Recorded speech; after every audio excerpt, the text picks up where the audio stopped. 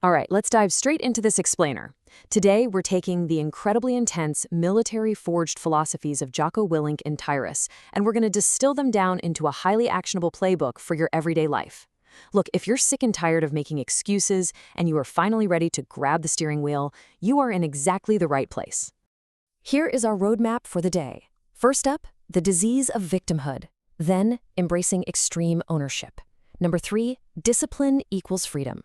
4, finding your new mission. 5, fostering accountability in kids. And we'll wrap up with number 6, the good mindset. Let's kick things off with section 1, the disease of victimhood and how we go about rejecting complacency. So, victimhood. It's essentially the act of blaming your circumstances or the people around you for your own problems. And in today's society, basic survival is actually relatively easy.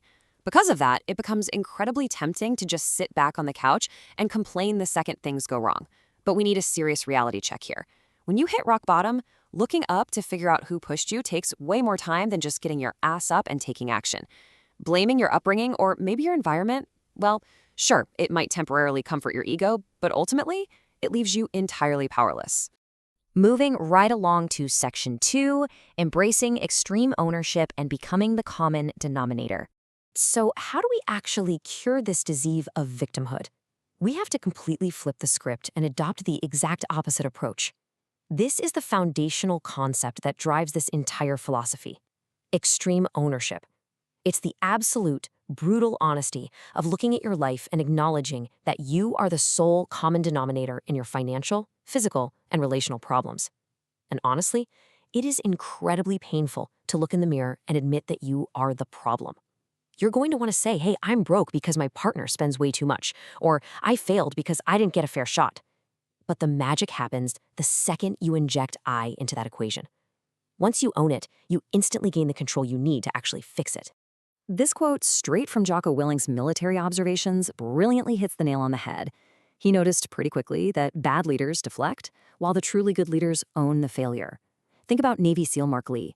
He faced massive odds, coming from a really tough upbringing with a single mom, but he became an absolute warrior without making a single excuse. Taking the blame is literally the only way to improve. If you refuse to own the breakdown, there is no way you can author the breakthrough. All right, section 3. Discipline equals freedom. This is a highly counterintuitive equation. So the real trick is figuring out how to maintain that level of extreme ownership every single day, right? And that brings us to the daily war against comfort. Complacency is a highly dangerous state of self-satisfaction. It's like what the villain Bane told Batman: victory has defeated you. Getting way too comfortable in your marriage or at your desk job or out on a military patrol can absolutely destroy you. If a squad has been out on patrol for 3 days and nothing happens, human nature kicks in and they relax. But guess what? That is exactly when you get caught. You basically have to maintain this low-level, constant paranoia just to stay sharp. And part of staying sharp is constantly fighting our own biology, our desire for instant dopamine. We've got short-term tactics on one side, getting your first big paycheck and immediately buying a massive gold chain, blowing your hard-earned savings in Vegas, or just lying in bed mindlessly scrolling social media, staring at heavily filtered photos of someone else's vacation. On the other side, we have long-term strategy, which means actively choosing delayed gratification. It's grinding to save for a house down payment over 4 or 5 years and rigorously structuring your daily time. It sounds completely backward, but restricting your impulses through very strict steps is exactly what unlocks ultimate freedom. Take financial freedom as an example. You have to execute step 1, you work hard and you save. Then step 2, you invest that money. Step 3 is the hardest for a lot of folks, resisting those stupid, flashy purchases meant to impress people you don't even like. Only after going through all of that restriction do you reach step 4, real, actual freedom. Applying strict discipline is literally the only pathway to getting the freedom you actually crave. That brings us to section 4, finding your new mission, specifically when transitioning to civilian life. This massive level of discipline becomes absolutely critical when you hit the hardest part of any major life change, which is the sudden loss of a clear objective. When military folks transition out, they lose their squad and they lose their daily mission. And without a team and a structured goal, man, it is incredibly easy to fall into some really destructive habits. You start spiraling right down the path of least resistance. You're wasting entire days playing video games, doom scrolling, or just sitting around angrily dwelling on the past.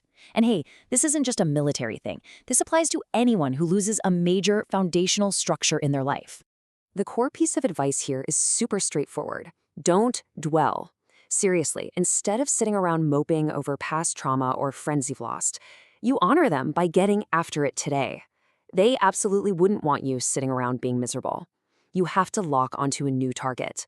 Whether your new mission is starting a consulting gig, jumping into jiu-jitsu, or training for a triathlon, it doesn't matter. Find the goal, lock on, and execute.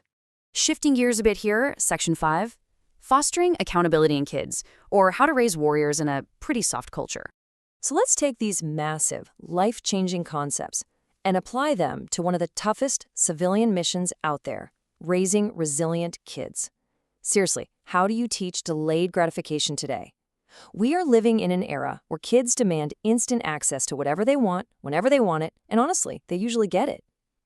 Parents really need to step up, act like leaders, and treat their children with real-world accountability. You can't just hand over a reward just because they asked for it. You have to let them experience the actual reality of consequences. I love this example because natural consequences are genuinely the best teachers. Take this brutal but highly effective cleaning rule enforced by Tyrus's mother. If it's on the bedroom floor, it's trash. Think about that. You don't need to yell, you don't need to scream, you just let the natural consequences of life do the talking. If your kid refuses to pack their lunch, they go hungry that day. If they leave their clothes crumpled on the floor, they wear wrinkled clothes and have to face their friends. The real world is going to hold them accountable eventually, so you might as well start that training at home. Check out this grueling timeline to get a 1980s action figure. This perfectly highlights the totally lost art of earning your reward. To get the exclusive Sergeant Slaughter figure back in the day, Tyrus had to save up a $5 weekly allowance, then buy 4 totally random figures just to get the proofs of purchase. Then, he had to physically mail them in and wait, sometimes up to 6 weeks, checking that mailbox every single day. But you know what? When that figure finally showed up, the victory was incredibly sweet. Having to actually earn the reward is what makes it matter in the first place. And finally, Section 6, the good mindset, which is all about rapid reframing. For our last section, we're going to run through a rapid-fire technique for applying extreme ownership to the daily, annoying frustrations we all deal with. Here's the scenario. Your car just broke down. Naturally, your very first instinct is to complain, to play the victim, and scream at the universe, "Why me?" But let's use this mindset to reframe the situation immediately. Instead of whining, you just say to yourself, "Good. Now you can get it fixed for a critical moment." Think about it. You just discovered a serious mechanical flaw during a low-stakes, random Tuesday, which gives you the massive tactical advantage of repairing it before you're in a true high-stakes emergency. You completely drop the whining and you isolate the advantage. Okay, what about a personal slip-up? Scenario. You ate way too many nachos loaded with refried beans. You completely failed your dietary discipline for the day, and right now, your stomach is an absolute wreck. You own the mistake immediately and you say, "Good. Time to rest and prep for leg day." You accept the forced rest, you stop throwing a pity party for yourself, and you immediately pivot all of that extra physical fuel into crushing tomorrow's workout. It is entirely about taking a deficit and instantly flipping it into an asset. So, as we wrap up this explainer, I want to leave you with one final crucial question. What is your new mission? Today, I want you to look in the mirror, permanently stop making excuses, and ask yourself what objective you are going to absolutely crush next. Are you going to let complacency keep you warm and comfortable? Or are you going to embrace extreme ownership and finally take control of your life? The choice is 100% yours. Get after it.